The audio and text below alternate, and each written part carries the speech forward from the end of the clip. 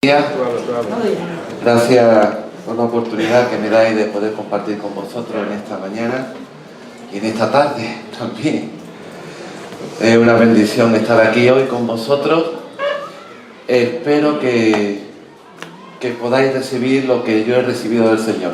Antonio ha dicho, Señor, todo lo que ha recibido, algo parecido, que lo comparta. Entonces, ¿quiere decir que tengo 2 horas, Antonio? No. Bueno, ¿cuánto, Antonio? A la 1:30. Bueno, 1:30 está bien, excusándome, ¿no? Bueno, la verdad es que tengo muchísimas cosas que poder compartir con vosotros. En este último tiempo, Dios me está hablando, me está ministrando de muchas maneras. Lo comparto con la iglesia ahí en Vélez. Y la verdad que tengo tanto que no sé ni cómo lo voy a hacer, ni cuánto realmente pueda llegar a tu vida. Espero de que de alguna forma, como Antonio oró, el Señor en esta mañana, pues un pensamiento por lo menos te lleves del cielo, ¿no? Algo te lleves de Él, o una revelación nueva, o algo nuevo que se te remueva dentro de tu alma, dentro de tu corazón. Quiero dar una introducción resumiendo un mensaje que tenía para después introducirme en el otro. Es decir, que a la tonta voy a compartir 2 predicaciones. Ahí. No. Pero sabéis, una de las cosas que he ido descubriendo, aprendiendo. Si yo te pregunto a ti ahora, ¿está Dios en control de todo? Yo quiero que tú pienses la pregunta, no que la digas en voz alta, pero que pienses si Dios lo controla todo o no lo controla todo. Y de eso va a depender cómo tú enfrentas tu vida cristiana. Yo le dije a Antonio que quería compartir con vosotros acerca de que somos hijos del pacto, de un pacto nuevo, de un nuevo pacto que hizo Dios a través de Cristo Jesús. Y espero a lo largo de esta mañana de compartir contigo, y esta tarde también, que todos podamos entender algo más de lo que significa ser hijos del pacto. Mira, el propósito que Dios tiene con todas las experiencias que vivimos es atraernos hacia Él. Él nos ama y Dios lo que quiere es una relación íntima, no digo con su iglesia, digo con los que forman parte de su iglesia. El problema de los creyentes es que, hermanos, no fomentamos una intimidad entrañable, profunda con Dios. Por eso Dios hizo a Adán y a Eva, buscando en una parte de su creación seres que buscasen intimidad con Él. Y por eso vino Jesucristo, para restaurar de nuevo eso. Como decía antes, el problema de muchos creyentes es que no hemos entendido esto ni practicamos esto. Mira, hay 2 tipos de creyentes por lo menos. Bueno, yo creo que ya hay 3, pero hay 2 por lo menos.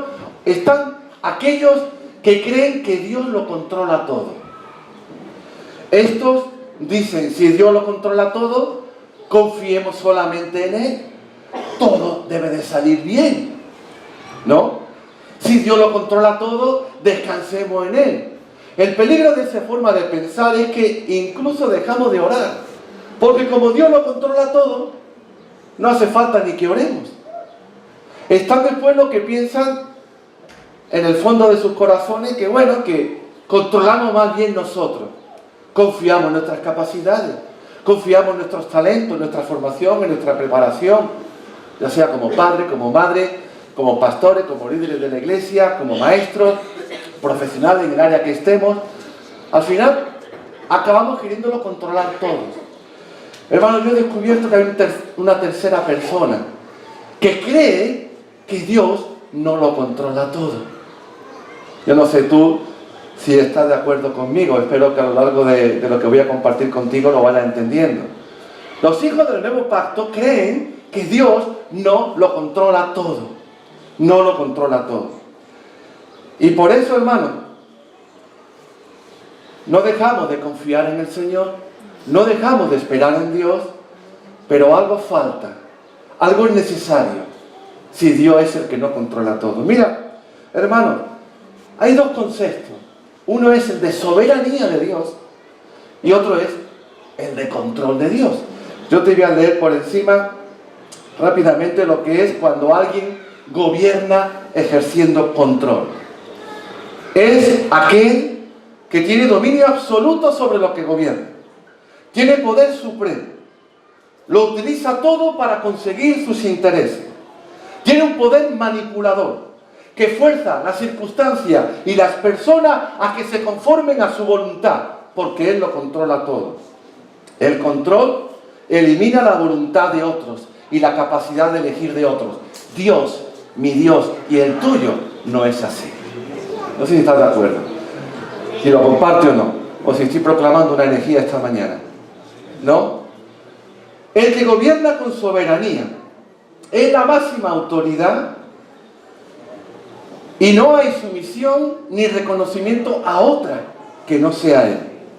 Posee el poder supremo y lo utiliza para sujetar a otros poderes, delegando autoridades en otra persona, autoridad que es legítima.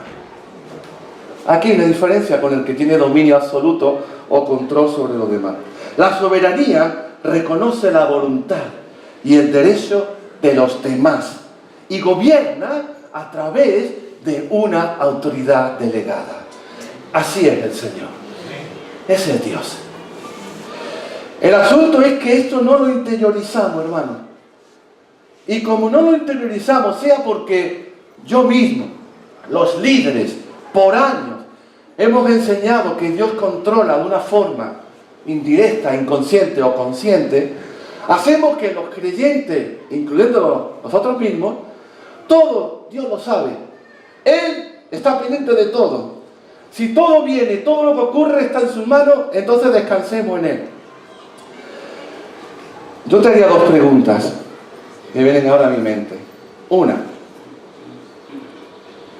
¿Dios es responsable, culpable de todas las circunstancias que ocurren en tu vida? No hablemos de la gente de fuera. Y número dos, si de esas circunstancias que ocurren en tu vida, o esos acontecimientos, son justos, son justas. Si pensamos que Dios lo controla todo, diremos que Dios es responsable de todas las circunstancias. Y como Dios es justo, entendemos que Dios, por tanto, eso que ha enviado a nuestra vida es justo. Si a mi casa entraron y robaron y violaron a mi esposa, a mis hijas, y creo de esta forma que Dios controla por temor a Dios, por respeto a Dios, Señor, bueno, tú lo sabías, he estado descansando en ti, confiando en ti, tú me querrás enseñar algo con esto. La situación no es justa, pero entro en conflicto. Pero si Dios es bueno y es justo, tiene que ser esto justo. El problema es que con el tiempo, situaciones dramáticas como esa acaban creando conflictos entre uno y Dios, ¿o no? Y uno cuando trabaja con la gente se da cuenta. Y si esto pasa con gente inconversa, entonces ya, pues, aún es más difícil. Es verdad que dice la Biblia que todo cuanto el Señor quiere lo hace en los cielos y en la tierra, en los mares y en todos los abismos. Salmo 135:6, ¿no? Pero hermanos, el hecho de que Dios no esté controlándolo todo no significa de que Dios no ha dejado de actuar. Dios sigue actuando con poder. Dios sigue haciendo milagros. Dios sigue abriendo brechas. Dios sigue obrando en la iglesia y manifestándose a los que no le conocen. Claro que sí. Ahora, ¿es posible que el hombre pueda impedir la voluntad soberana de Dios? ¿Es posible que el hombre pueda llegar a impedir su voluntad? Porque en esto del control de Dios, sí o no, yo he llegado pensando o leyendo acerca del tema de que me encuentro con la palabra voluntad, la voluntad de Dios. La voluntad de Dios. ¿Era la voluntad de Dios que Judas traicionara a Jesucristo? A ver, ¿alguien leyó alguna vez eso que me puede decir? O estoy viendo con una cara de asustado, no sé si estoy así proclamando algo que es una barbaridad. ¿Fue la voluntad de Dios que Judas traicionara a Jesucristo? Sí fue la voluntad de Dios. Estaba profetizado, tenía que ser así. Ahora, imagínate que Judas es uno de nosotros y que va a ti y te dice: hermano, te voy a pedir un consejo, necesito ayuda. Mira, ¿qué te parece si entrego al Señor y con el dinero que nos den lo damos a los pobres o lo empleamos en comprar un local para la iglesia? Podemos entregar a Jesús, nos van a dar tanto. ¿Qué me aconsejas? ¿Tú qué le hubieras dicho? A ver, alguien que me conteste rápido porque tengo poco tiempo. ¿Qué le hubieses dicho tú a Judas? Hombre, ¿qué estás diciendo? Blasfemo, hereje. Pero hermano, aquello estaba dentro de la voluntad y de los propósitos inalterables de Dios. Si le hubieses dicho que sí, hubieras acertado. Y si le hubieses dicho que no, también. Mira, hermano, hay dos palabras para referirse a voluntad en el Nuevo Testamento en griego. Una es, además lo he consultado y me lo he confirmado y requete confirmado para no meter la pata. Una es telema y otra es boulema. Telema significa propósito de Dios inalterable. La voluntad de Dios que se va a cumplir sí o sí. La voluntad de Dios que Él tiene que venir por segunda vez en Jesucristo, eso se va a cumplir sí o sí. Eso es inalterable. ¿Que la iglesia va a ser arrebatada? Sí. Eso es inalterable. ¿Era también inalterable la tradición de Judas? Sí. Debían de cumplirse las Escrituras. La venida del anticristo, la profanación del templo de Jerusalén, ¿eso es inalterable? Sí. Eso se va a cumplir. Cuando aparece voluntad relacionada con este tipo de situaciones, es telema. Después está la otra palabra que es boulema, que es también voluntad, pero tiene que ver con deseos de Dios. Tiene que ver con algo de la naturaleza y el carácter de Dios. Por ejemplo, ¿es la voluntad de Dios sanar a los enfermos? ¿Es el deseo de Dios? Sí, pero no todos son sanados. ¿Es el deseo de Dios que las familias, los matrimonios funcionen? Sí, pero evidentemente vemos que en la iglesia del Señor hay hogares cristianos que no funcionan. ¿Te das cuenta? Una cosa es la voluntad inalterable de Dios y otra cosa es la voluntad, deseo de Dios. Por ejemplo, cuando Cristo en Lucas 22, versículos 41 y 42 dijo: Padre, si es tu voluntad. Ahí la palabra voluntad es telema, propósito inalterable. Aparta de mí esta copa. Y después el Señor, en esa lucha interna que tenía, reacciona y dice: pero no se haga mi voluntad, aparece problema, deseo, sino la tuya. El deseo de Jesucristo en ese momento era, si era posible, buscar otra forma de redimir al hombre. Padre, busca otra solución que no sea esta. Pero el Señor, gracias a Dios, llevó a cabo hasta el final su propósito y su misión. La voluntad inalterable de Dios. Hermanos, Dios tiene todo poder. Es omnisciente, es omnipresente, tiene toda sabiduría. Cuando en Génesis Dios le dice al hombre y a Adán y a Eva: aquí tenéis la creación, sojuzgadla, tenéis dominio completo sobre ella. En el texto original, en el hebreo, dice: tenéis autoridad suprema sobre la creación que yo he hecho. Dios le está dando autoridad a Adán y Eva para que ellos gobiernen el paraíso, a la creación que el Señor había creado, ¿no? A Dios le falta algo, hermanos. A Dios le falta algo para poder cumplir aquí en la tierra. No su voluntad inalterable, que eso es sí o sí, sino su voluntad, deseos. A Dios le falta algo. Siendo todopoderoso, le falta algo. Y te voy a decir lo que le falta, y no me ponga cara rara, ¿no? A Dios le falta la autoridad para hacerlo. ¿Por qué? Cuando Dios le dio a Adán y Eva la autoridad para gobernar, sojuzgar la tierra, Dios se limitaba a sí mismo. Se limitaba a sí mismo. Por lo que fuera, Dios siempre ha querido cumplir su propósito, bulema, su deseo en la tierra en cooperación con el hombre. Siempre. Lo que es inalterable se va a cumplir, sin el hombre, con el hombre. Pero lo que no es, siempre ha querido hacerlo juntamente con el hombre. Cuando Él delega autoridad, Él se autolimita en la autoridad. La forma de liberar todo el conocimiento de Dios, todo el poder de Dios, toda la sabiduría de Dios, es a aquellos a quienes Dios delegó su autoridad, la usen en su nombre. ¿Me está siguiendo? ¿Vamos bien? ¿Seguro? ¿Sí? Te voy a poner un ejemplo que les ponía yo a los hermanos. Yo tengo una casa, soy propietario de una casa. Y viene Juan Carlos Soto. Está buscando una casa de alquiler, ¿vale? Yo tengo la mía en alquiler. Y le alquilo mi casa y le hacemos un contrato por 5 años. ¿Cuánto estipulamos, Juan? ¿300, 500, 600 más? Barato. Firmamos un contrato barato, ¿vale? Por el alquiler de la casa. Y pregunta, ¿de quién es la casa? ¿De Juan Carlos Soto o de Juan Carlos Palma? Mía. Pero en el momento que le doy yo la llave a él, ¿quién tiene la autoridad sobre la casa? Yo podría entrar en su casa, pues si el dueño tengo otra llave, a las 3 de la mañana. En mi casa. No podría hacerlo, ¿verdad? Porque le he delegado autoridad sobre mi casa. Si a la casa se le rompe unas tuberías, se le rompe algo, él llama al dueño. Y juntos arreglamos la avería de la casa. Algo parecido podemos traer a la casa de Dios, a la iglesia de Dios.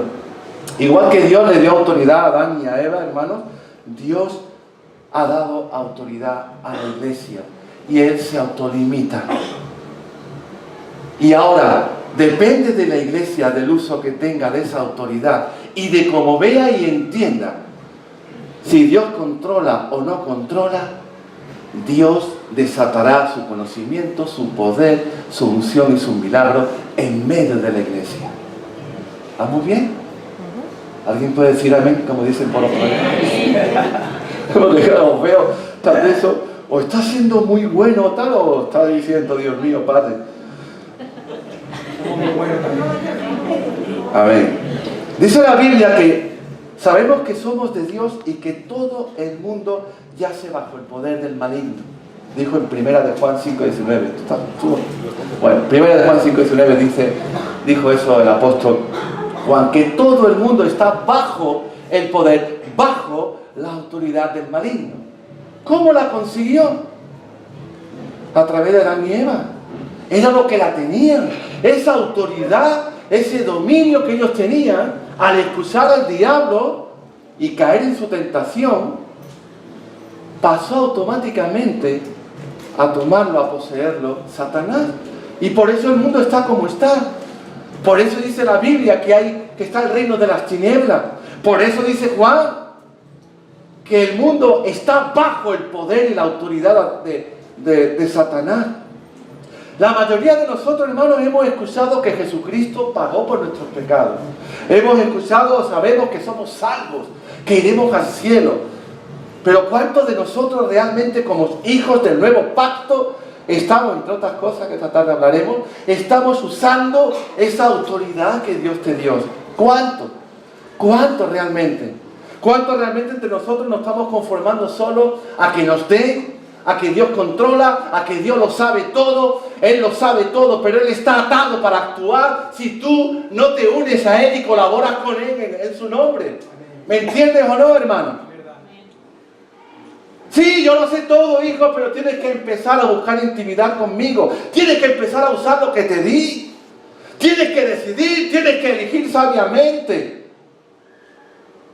Reacciona, iglesia. Así es, para que el bulema, el deseo de Dios, se cumpla y se lleve a cabo en la tierra. Yo sé, hermano, que si no lo hace con nosotros, Dios levanta de las piedras, ¿no? Y lo hemos visto en nuestra historia desde el principio como iglesia. Bueno, Dice, van pastores, Dios levanta a otros. Dice, van líderes, Dios levanta a otros. Dice, van siervos, Dios levanta a otros. Él no tiene problema. Él puede sufrir y le duele ese tipo de situaciones, pero su iglesia tiene que seguir avanzando. Jesucristo le dio esa misma autoridad a su iglesia. Mateo 28, ayer la gran comisión, dijo él, toda potestad me es dada en el cielo y en la tierra, y conforme a esa potestad yo os envío ahora, tenéis autoridad para en mi nombre proclamar el evangelio, sanar a los enfermos, bautizar y enseñar todo lo que yo os he enseñado. Bendito sea su nombre. Eso. Y eso lo tenemos nosotros. Pero yo quisiera de que, hermano, tú empezases a cambiar poquito a poco el concepto de que Dios lo controla todo, porque no es verdad. Porque cuando piensas eso y viene una calamidad a tu vida, le vas a echar la culpa a Dios, tarde más o tarde menos.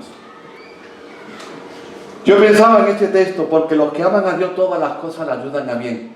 ¿Sabe que he descubierto que cuando leía esto muchas veces, me imagino que también tú igual, uno lo entendía como que la situación que estás viviendo, Dios la permite, Dios te la ha mandado. Entonces, como yo amo a Dios, al final esto me va a servir para bien, ¿no? Más o menos. Pero hay muchas cosas que Dios no manda ni Dios permite en nuestra vida. Hay muchas cosas que Dios no quiere. Que lo que Dios hace es aprovechar, es un oportunista, aprovechar quizá lo que el enemigo mandó para tu bien, pero no lo mandó él. Nuestro hermano Edgar, aquí algunos lo conocéis, él está en Colombia ahora, se fue hace unos días. Hace un mes y medio más o menos asesinaron a uno de sus hermanos allí en Colombia. Automáticamente el pensamiento es pensar, Dios, ¿por qué lo permitiste? ¿Por qué? ¿Qué vas a sacar de esto? ¿Qué vas a enseñar de esto? La familia con estos planteamientos allí en Colombia, con estas preguntas, al final culpa a Dios. Culpa a Dios. Pero sabe, hermano, no fue Dios quien permitió aquello. No fue Dios. Este hombre no andaba haciendo cosas buenas. Este hombre decidió y eligió un camino malo. Dios fue un oportunista en ese momento para aprovechar la situación para que este hombre se volviese a Cristo y se salvara en el hospital. Pero no fue que Dios le mandó aquello. Se lo buscó él mismo. Y con todo lo que el enemigo pueda trabajar en el mundo espiritual oscuro de tinieblas, donde el pecado, la violencia y la droga, etcétera, etcétera, abundan, ¿no? No es Dios. Pero ahí el papá, los cristianos, los creyentes, que casi todas las familias son hermanos nuestros, evangélicos, allí no entendían, ¿y por qué Dios? ¿Y por qué Dios? ¿Y para qué Dios? ¿Y para qué es esto? No, hermano, no te confundas. Dice que Jesucristo, en 1 de Juan, dice el apóstol, que ha venido para destruir las obras del maligno. ¿Lo leíste alguna vez?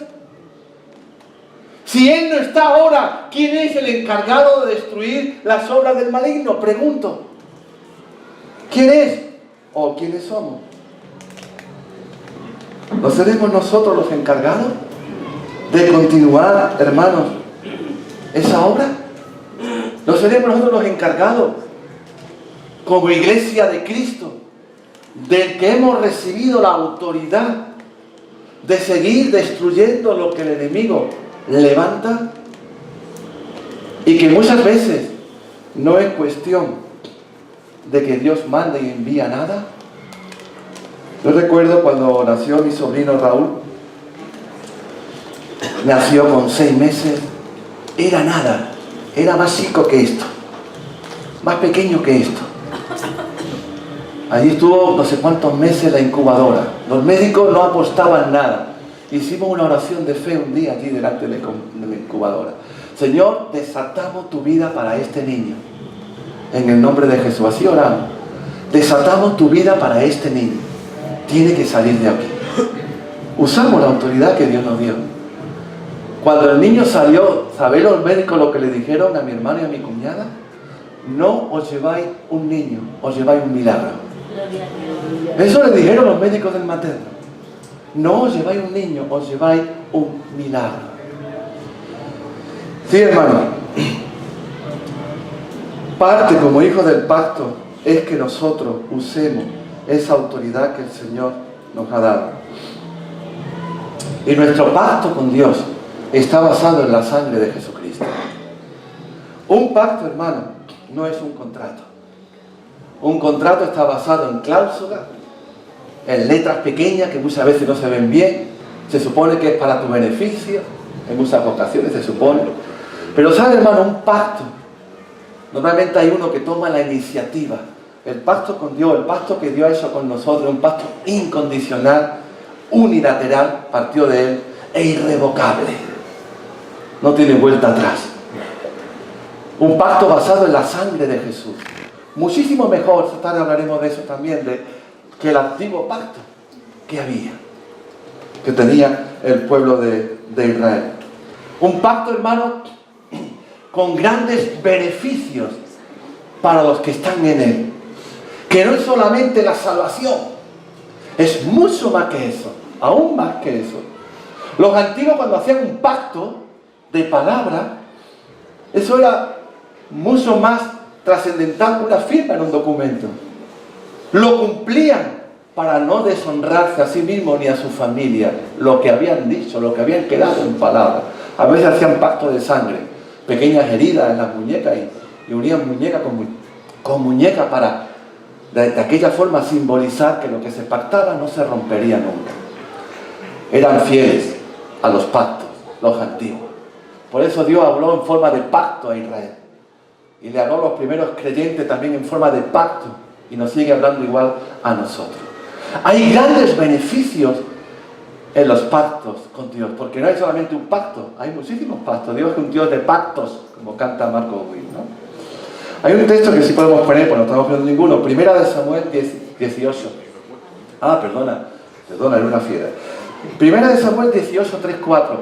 David hizo un pacto con la casa de Saúl por la amistad, el cariño, el amor que sentía por Jonathan, hijo de Saúl.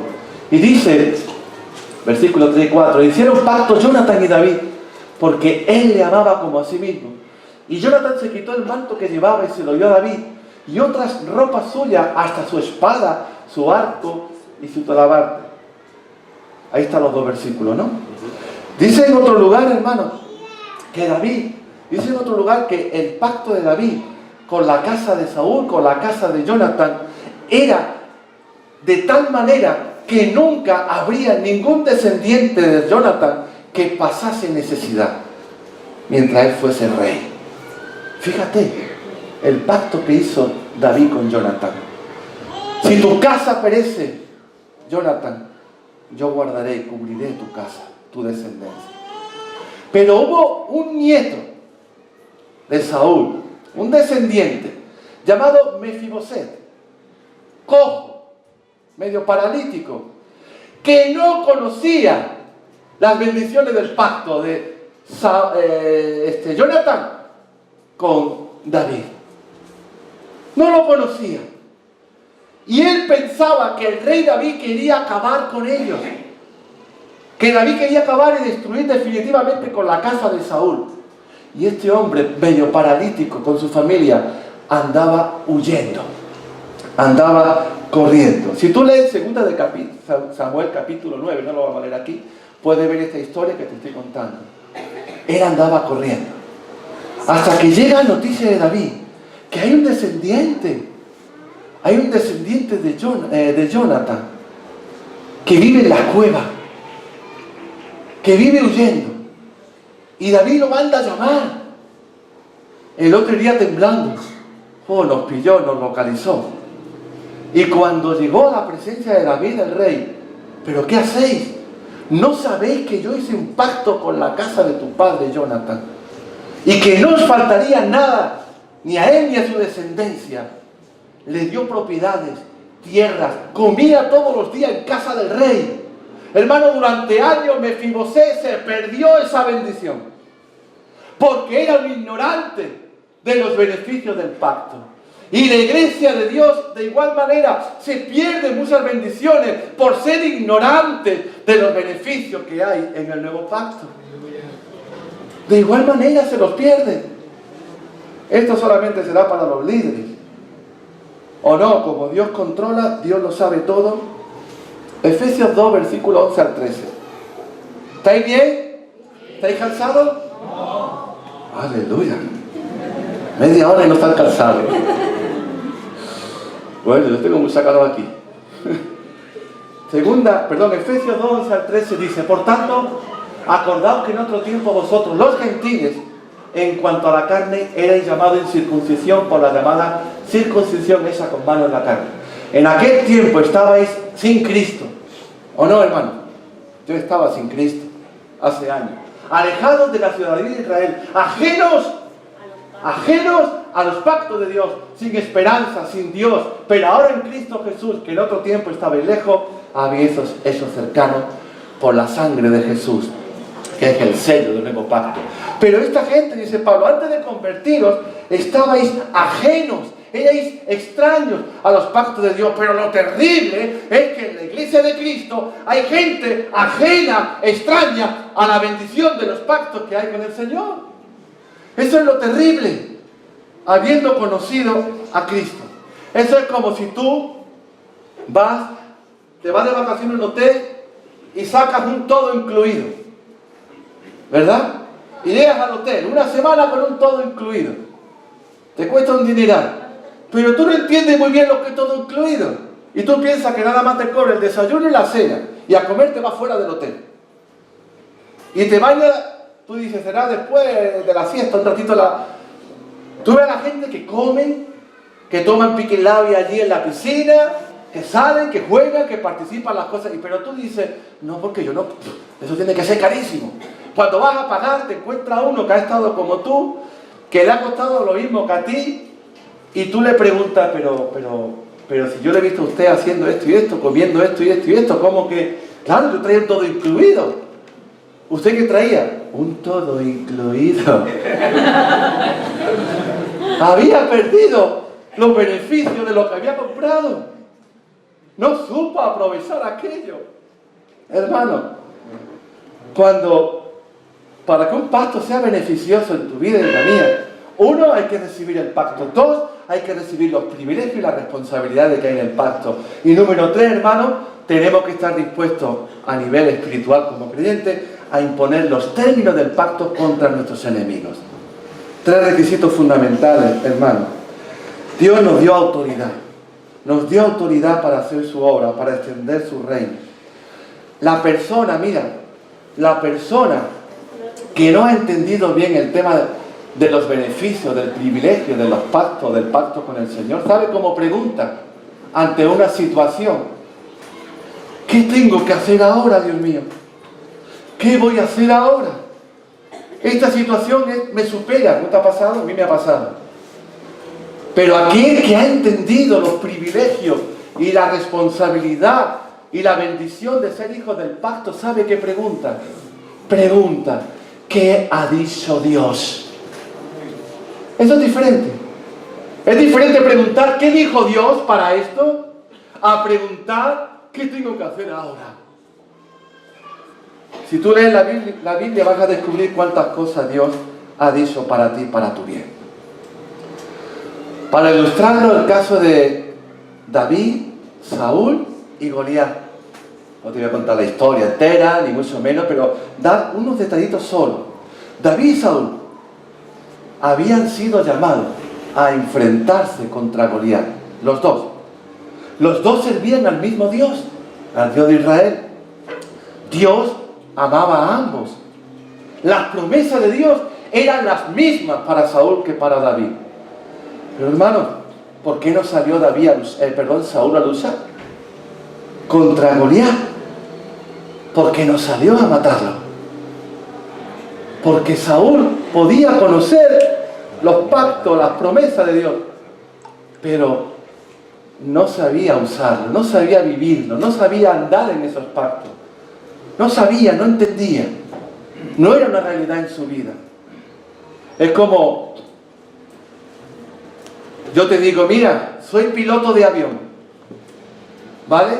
Me he sacado el título de avión. Sé cómo hay que encenderlo, sé a los botones que hay que darle, sé cómo hay que pisar el freno con el pie. Ya te digo eso, tú ya no te subes conmigo, ¿no? Sé porque sé cómo. Y me preguntas, ¿cuántas horas de vuelo tienes?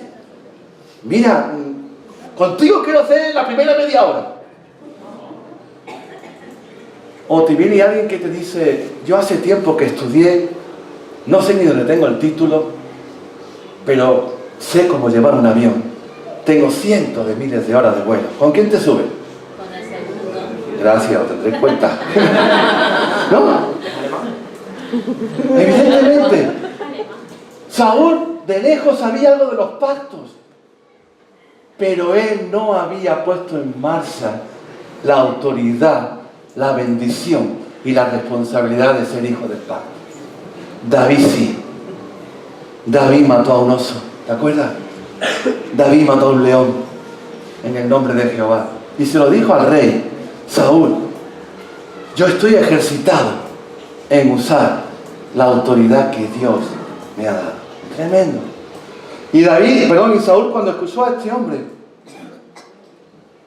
le dio esa tremenda autoridad a David, esa tremenda responsabilidad. El rey era el responsable de cuidar a toda la nación.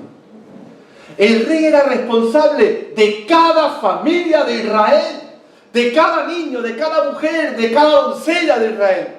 Y estaba poniendo todo en las manos de un joven pastor. Imagínate los soldados, los guerreros que hace el rey. Está poniendo a mi familia en las manos de ese. Ese va a acabar con Goliat. No hay ningún soldado aquí experimentado en guerra que sea capaz de salir. Mi mujer, mis hijas, mis hijos, mi casa, mis tierras, todo en manos de ese joven. ¿No? Me imagino que más de uno igual pensó esto. Pero David no andaba preguntando ¿qué hago? David preguntaba ¿qué ha dicho Dios? Este incircunciso ha insultado al ejército de Israel. Y eso no se puede hacer. David lo tenía claro. David lo tenía claro. Va, hermano, y se enfrenta. Y sabemos la historia. Que lo mató. Mató a Goliat. Yo creo que aquella piedra que lanzó, el Espíritu de Dios dirigió la piedra para que le impactara al otro en la cabeza. De tal forma que cayó fulminante al suelo.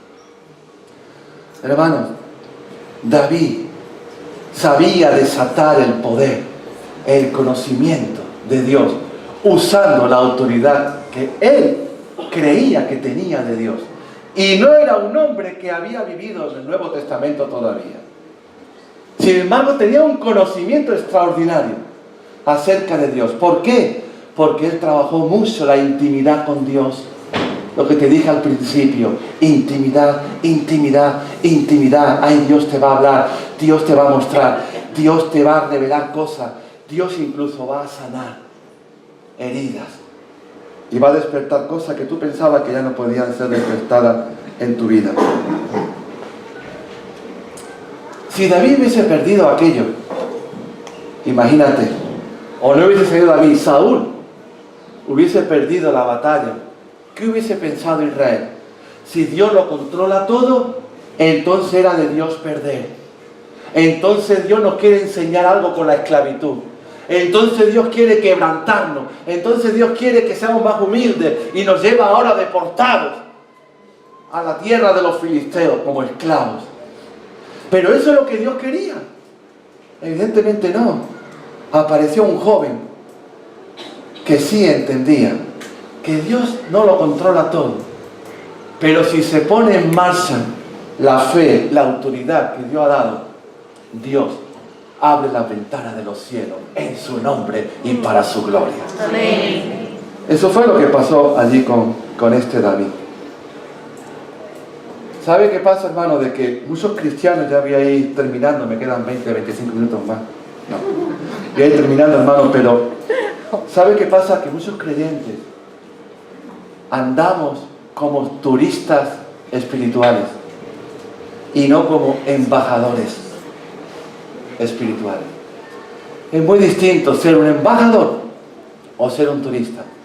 Es muy distinto si es un embajador honesto, si no es un corrupto, si no es tal y cumple con su misión. Un embajador que esté en un lugar paradisíaco representando a su gobierno, a uno que va de turismo a ese lugar paradisíaco. El que va de turismo puede gastar dinero como quiera.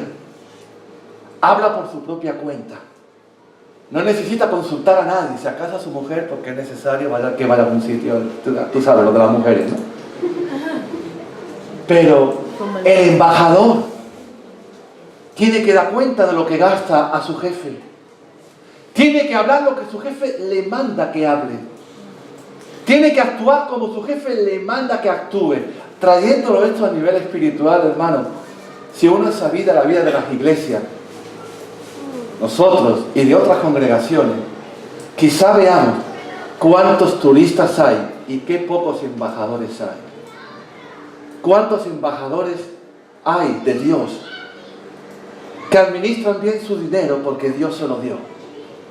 Que andan en humildad y en servicio a Dios y guardan su boca de hablar cosas que no deben de hablar. Guardan su boca de soltar palabras y chistes obscenos que no agradan a Dios. Que andan con pudor delante del Señor y delante de los demás. Pero hay muchos cristianos espirituales en la iglesia, turistas, que se han acomodado a una vida fácil, a una vida muy superficial, a una vida muy mediocre, muy pobre. Perdona que te hable así. El domingo le hablé así a la iglesia en Mérida. Hablamos de las 10 vírgenes y fue revelador algunas cosas que hablé con los hermanos. Pero hermano, llevamos una vida pobre, incluso en algunos casos hasta miserables delante del Señor, como hijos de Dios, porque no nos conducimos como debiéramos, no andamos como auténticos embajadores de Dios, andamos en nuestras cosas. Hermanos, perdonadme, andamos muchas veces en nuestros deleites, en nuestros afanes. Parece como si el temor de Dios desapareciera. ¿Dónde están los auténticos embajadores de Cristo? ¿Dónde están aquellos que no dicen, Dios lo sabe todo, espero en Él, y mientras hablo y vivo como quiero? No. ¿Dónde están los que anhelan y aman la intimidad estrecha con Él? Tú que la has vivido, ¿desde cuándo no la vives? ¿Desde cuándo no la experimentas? Él no ha cambiado, Él es el mismo. ¿Tú sabes cuál fue el problema? Ahora voy a predicar a las 10 vírgenes. No. ¿Cuál fue? Algunos han puesto una cara. ¿Cuál fue el problema de las 5 vírgenes necias? Que llevaban las lámparas, pero no llevaban las vasijas con el aceite. Y posiblemente las vasijas había que llevarla como llevo aquí este cacharrito puesto, una vasija de aceite, ¿no? ¿Verdad? Colgadita, para cuando el aceite se acabara o se apagara la lamparita, volver a repostar aceite. Posiblemente, pero llevar eso ahí todo un día, que no sabían cuando el novio venía, eso era fatigoso. Vestida para una boda. ¿Sabe lo que simboliza eso, hermano? Simboliza entrega, compromiso, sumisión, respeto a Dios. Pero no todos quieren llevar esa vasija. Y no hablo de los inconversos, es la iglesia. Hablo a la iglesia del Señor. Hablo a la iglesia de Cristo. ¿Cuándo vamos a actuar como auténticos hijos e hijas del pacto? ¿Cuándo será la hora de esto? Empezando por esto, tratando de ver algunas cositas más. Empezando por ejercer la autoridad que Cristo te ha dado. Y que tu vida no sea una vida tan rápida, tan pasajera y tan de poco provecho. Dios sigue hoy día diciendo, ¿a quién enviaré? ¿O a quién enviaremos? Decía Isaías. Y el profeta dijo, a ver cuántos están despiertos. Heme aquí, Señor, envía de allí. Heme aquí, envíame a mí. Igual el profeta no se ve en qué se metía, pero si tú necesitas a Dios, yo me meto, me lanzo. Jesucristo dijo, rogad a Dios para que envíe y levante obreros. No, ya tenemos pastores, tenemos líderes. No, Dios te ha llamado a ti, al que lleva 3 días en la iglesia. Gente que marcan diferencia. Gente que no andan diciendo, Dios sabe, Dios controla. Eso es mentira. Dios no controla. Que se te quede eso grabado. Se te quede eso grabado en tu corazón y en tu mente. Que tú seas un hombre o mujer activa para el reino de Dios. Amén. Que uses tu ticket, de todo incluido, completamente. Que no uses una parte por ignorancia. Desde esta mañana, si alguno era un poquito ignorante, lo será algo menos, porque te compartí esto. Y algunos que no eran ignorantes, pero se hicieron ignorantes, que despierten. Esto es lo que proclamo, lo que digo, delante del Señor. Amén. Podemos orar, ¿no, Juan? ¿Juan? Sí, no sé si el coro quiere acercarse. ¿No? Pues, mirad, estuvimos unos